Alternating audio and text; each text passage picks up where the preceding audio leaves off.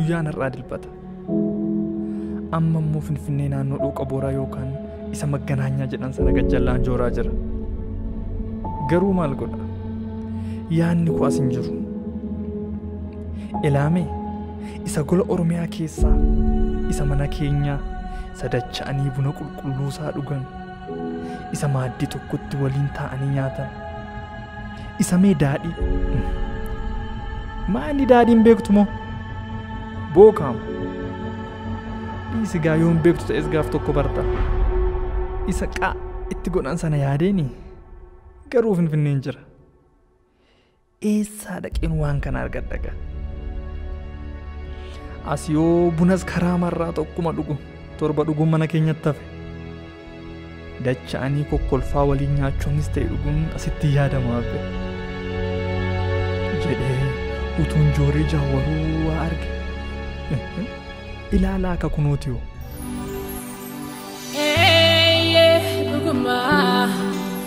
dhugumaa waantota qabnaa dhufe waliin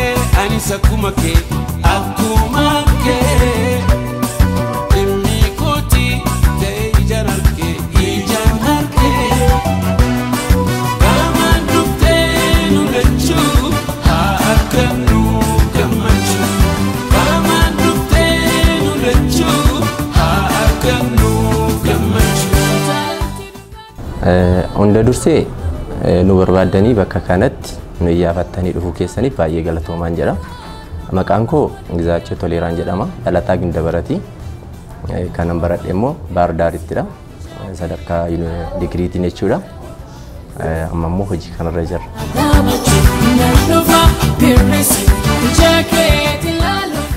Bakki argama keenyaa yookaan teessoon keenya bakka amma jirru kuni Finfinnee keessaatti kutaa Eekkaati.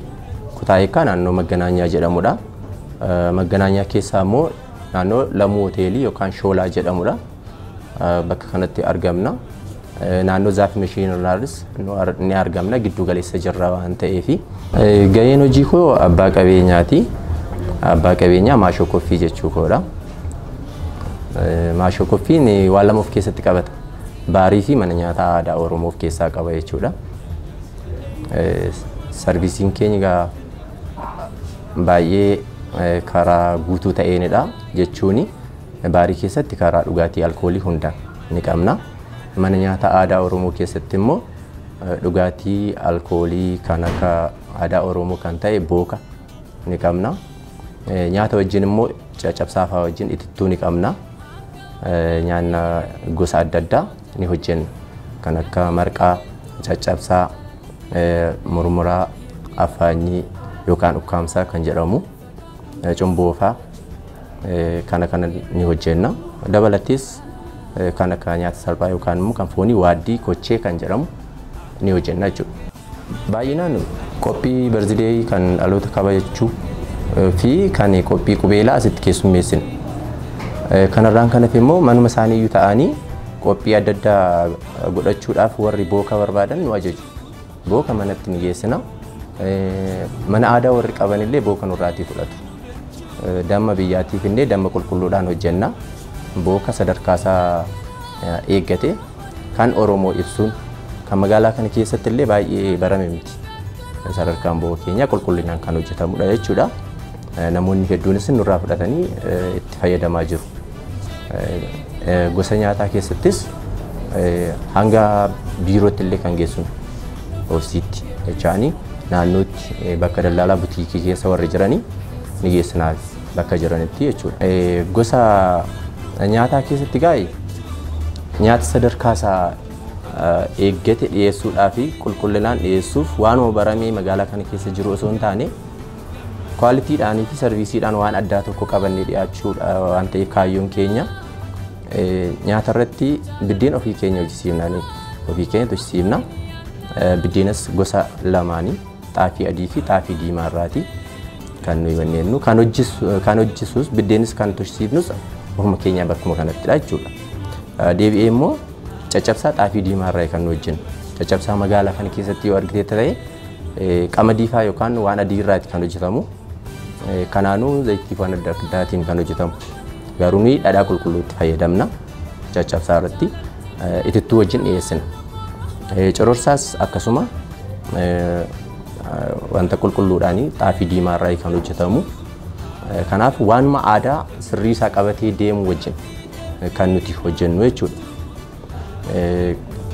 Kan akka marqaas gosa nyaataa isa kaanis kan aadaa Oromoo keessa jiru hundi qulqullina isaa kan eeggatee fi akkuma aadaa isaa ibsuttidha kan jiru kan nuyi hojjennu jechuudha.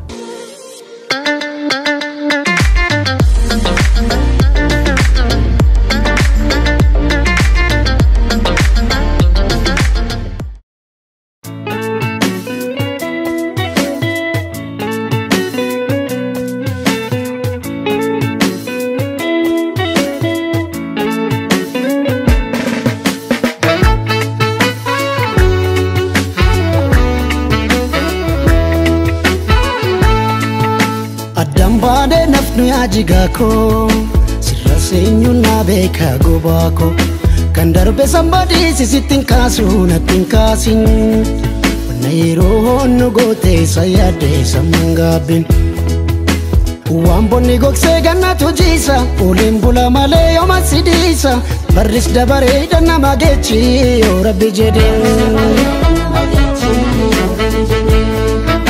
Adambade nafnu ya jigako sirra seenyu na beka gobako kan darbe somebody sisitin kasu natin kasin nairo no gote sayade samangabin wamboni gokse ganna tujisa olimbula male yo masidisa baris dabare dana magechi yo rabbi jede Bu'aa baay'inni keessa darbe baay'ee hadhooftuudha jechuun danda'an. Hanga wareegama lubbuutti illee nageessiseera. Gaafan hojii kana jalqabu hojii xiqqoodhaan jalqabe puuliidhaan jalqabe ture mana kanatti.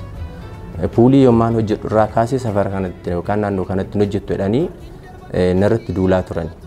Ijoollee dhumti naannoo yookaan namoota naannoo warri guddaanis dabalatee jechuudha. Qarshiillee kennanii ijoolleedhaaf ijoolleen akkana waraanan godhaniiru.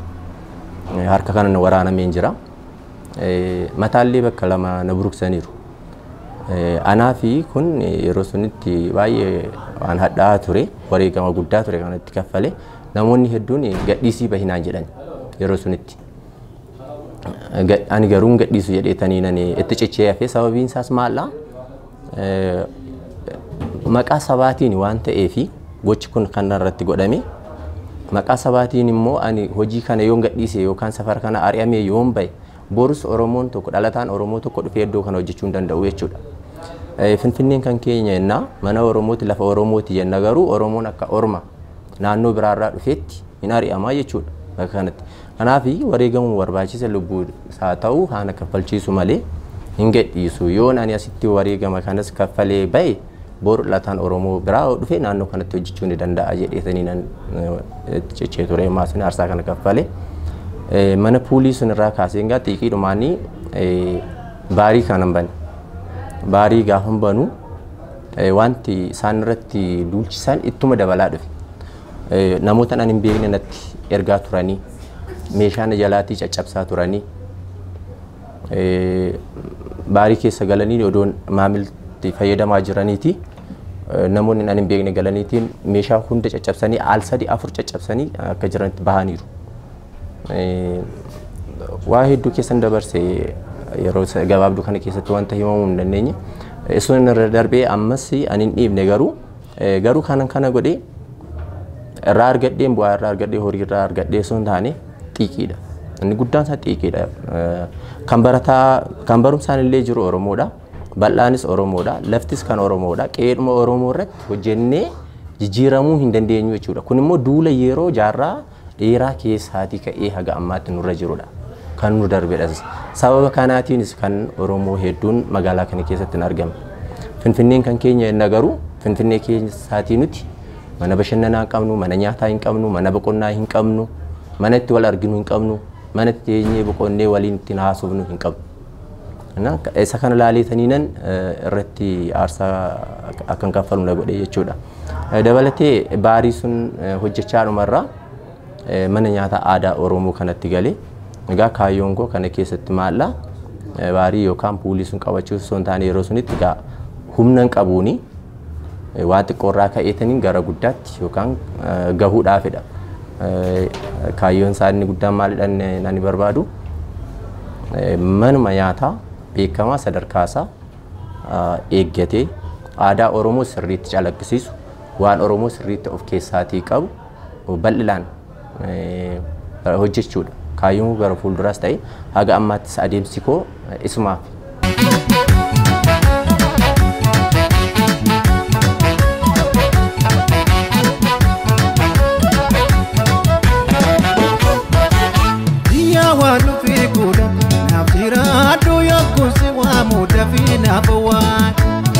Barbacha keefan takka gadin teenya jirta jirta filtirtuu kenna keenye yaa waan nufi kuulatu naafiraadhu yookuun si waamuu dafii naafa waan dambal kuulatu deemsi keetu waan jettu naan jedhi kootu makootu.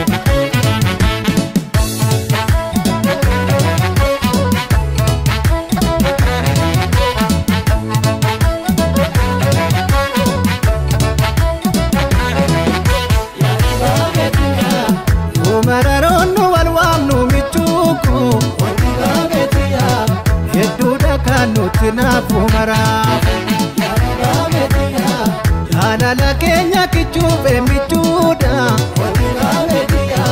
keessa walii barreereefu mareefu dhugaadhee boonna bishaan laga keenya irra nu laalaan dhumee keessi keenya Dibaabe biyya nu fakkaatanii asuun kookaan nurratti asaasanii asaantuu biyya soora jaalala asuun koo keenya nutti maamala.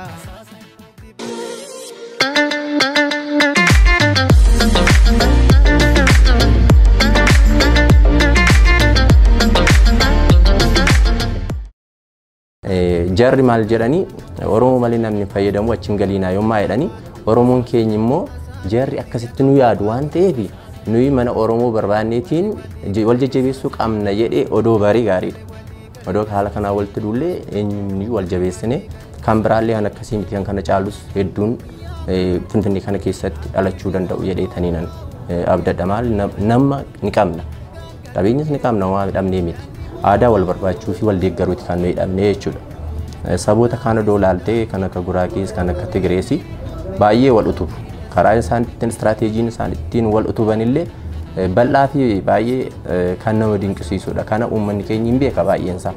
Kanumallee beeknee oduma beeknullee waliin birmannu waliin barbaannu jechuudha. Kanaafuu kana keessatti illee egaa yommuu jarri akkas jedhanii nurratti odeessanii olola akkasii kana yommuu nurratti gaggeessan maamila dhabnee ji'a 4-3 odoo namni asiin galii yeroo itti taa'ee jira jechuudha. Mana kana banee namni keenya amma xiqqoo kan galaa jiru. Amma inni iyyuu nama xiqqaadha ammayyuu jechuudha. Haa ta'u malee ani immoo guyyaa tokkoon bariiti kan jedhuun aarsaa barbaachisaa ta'e gaasitti mee kan lubbuurrayyuu nan darbe inni ammaa gaa aarsaa qarshiiti waan ta'eef qarshii namaa miti hamma hin danda'e hamma irraa dhumutti man kaffala yoon successfully ta'e kana keessa dabarre immoo isa yaadu sun irra gahee jedheetanii na yaada. Ammas qarshii miti kanan yaadu. Akkuma sitti duras aga ammaatti qarshiin arganne qarshii dhabaan ture malee ani osoo fedhiin koo qarshii argachuu ta'e yommaan qarshii hamma kana dhabu kana dhaabuun qaba ture wanti kun nan baasu jedheen jechuudha. Garuu aarsaadha siin jedhe ikoonomiinis aarsaa kaffaluudha. Gaba tokkoon immoo qabsoodha. Ikoonomii irratti duuluu jechuun qabsoodha. Qabsoon ikoonomiidhaan hin deeggaramne dadhabaadha. Laafaadha siin kufas. Qabsoon ikoonomiidhaan deeggaramuu qaba. Kanaafiyyuu qabsoo yommaa yennu gaa siyaasa qofaa irratti bobba'uu miti. Gara ikoonomiitiinis ikoomii irratti bobbaane siyaasa deeggaruu ni dandeenya. Hundeenis dugdis siyaasaa keenya jabaachuu ni danda'a. Namoonni keenya hedduun kana keessa dogalanii gaariidha. Odoo namoonni akka kun baay'een jiraatanii nuyiyyuu wal qabannee wal utumna ture. Wanta akkasii waan hin jirree fi laafaa taanee jechuudha. Gama biraatiin saba kana maal gargaaruu isa dhutti gaman danda'u kanan danda'a jedheetanii waan itti yaadee fi aadaa Oromoo kan aadaa saba kana aadaa koo jechuudha eenyummaa koo kan Finfinnee bakka hin jirre mana hin qabne kanatti Finfinnee biyya keenya bakka jennu kanatti yoon agarsiise kontribuushinii mataa kooti kun jedhee waan yaaduu fedha. Kana bal'isee saksesfuulii ta'e yoon agarsiise Oromoof yookaan eenyummaa kootiif waa tokko kaa'ee jedheetanii na yaada. Akkuma amma argitu jechuudha yeroo kanatti Finfinnee keessatti boca akkasii kan namoota keenya beektota keenyaa fi gootota keenya agarsiisanii hin yaaddu. Har'a miti kanan kana hojjedhe yeroo mootummaa isa suniiti kanan jalqabe yeroo sunitti immoo Oromoo sa'uunii fi wajjin dhaabachuun iyyuu nama hissa adabbisaa ni beekta waan keessa dabarre deebisee immoo siinii bunaa argiteetta. Siinii bunaa kan abbaa gadaa fi kan halluu alaabaa abaabootiin yookaan kan Oromootiin kan ani dhiyeessu sanumallee kaasee jedhaniiru. Namoonni hedduun Oromoonni hedduun kan ta'anii siinii kana maaf as keessa siinii kana kaasee jedhani. Ani immoo kaasuu miti gaa kaayyoon koo immoo waan Oromoo agarsiisuu waan ta'eef aarsaan barbaachisaa ta'e ammas haa dhufumoon kaffala malee waan Oromoo ta'e tokko waan Oromoo agarsiisu tokko addoo kanatti barbaachisaa waan ta'e tokko agarsiisuu fi fedhuurraatti duubatti hin jedhu jechuudha. Siinii gosa lamaan fayyadamuun keenya naannoo kanatti haasawa guddaan irratti gaggeessiseera. Haasawa guddaa kastamarii isa gosa saba kaan osoo hin taane sabni kaan hin galu siin jedheera. Oromoon umti as keessatti maal fuula akkamii akkasitti mul'atu namoota hedduurraa waa hedduu dubbisaa turre. Siinichi yoommaa argan kan rifatan jiru. Rifatanii siinii kana maaf fiddan kan jedhan. Warri beekan immoo quuqama kanaa warri qaban immoo siinii sunii malee naaf hin kennin kan jedhan immoo jiru. Kan isaa galee jechuudha. Kanaaf inni kun anaaf gaa bu'aa koodha. Bu'aa horii osoo hin taane bu'aan ani mana kanatti argadheeru isaan kanadha. Satisfaakshinii sammuuti jechuudha. Waan Oromoo xiqqaatu isaa guddatus ammuu mallee jechuudha. Isa kana agarsiisuu fi namoota biratti barsiisuu jalqabeera. Danda'eera guutummaatti hin jedhu jalqabeera. Isa kana inni uummata kootiif barbaadu. Kaayyoon koos kan itti na cichisiises kanadha. Kan nuyi manni Oromoo hin jiru jennee saba bal'aaf taaniitiin waa tokkitti hidhamneetiin oduudhumaan qofa bira dabarru suni yoo itti hojjenne garuu akkasitti waa xiqqoorraa kaaniitiin mul'isuu dandeenya jedheetanii nan amanaa jechuudha. Dhaamsi nani Oromoof dhaamuu barbaadu inni guddaani namoonni keenya hedduun siyaasa irratti bobbaanee jirra. Oromoon hedduun beektonni Oromoo hedduun siyaasa irratti bobbaanee ni jirra.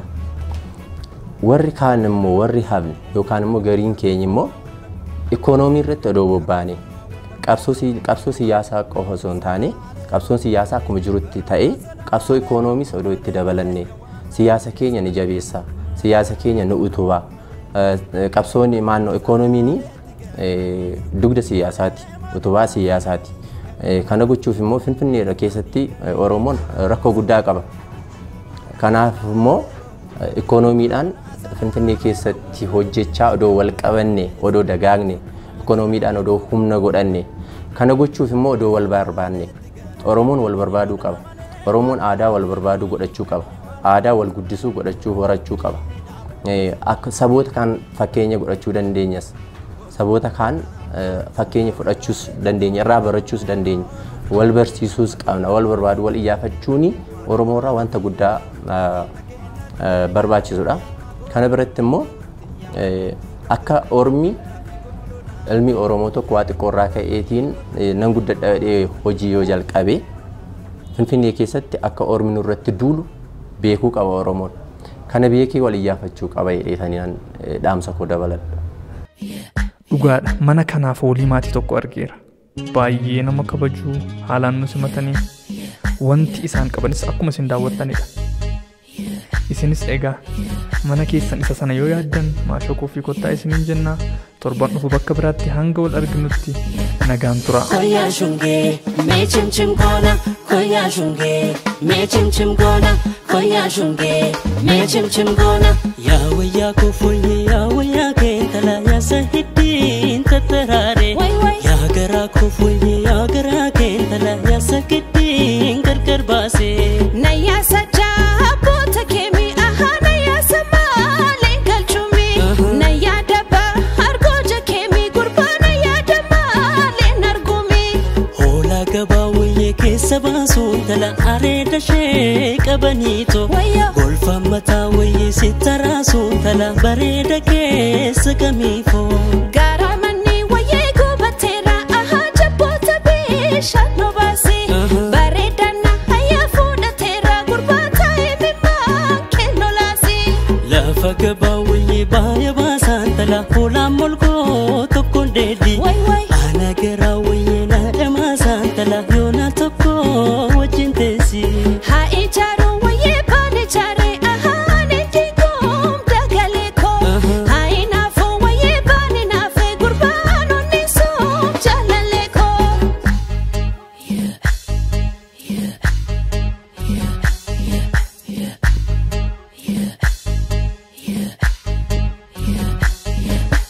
Koya shunge me chim chim gona, koya shunge me chim chim gona.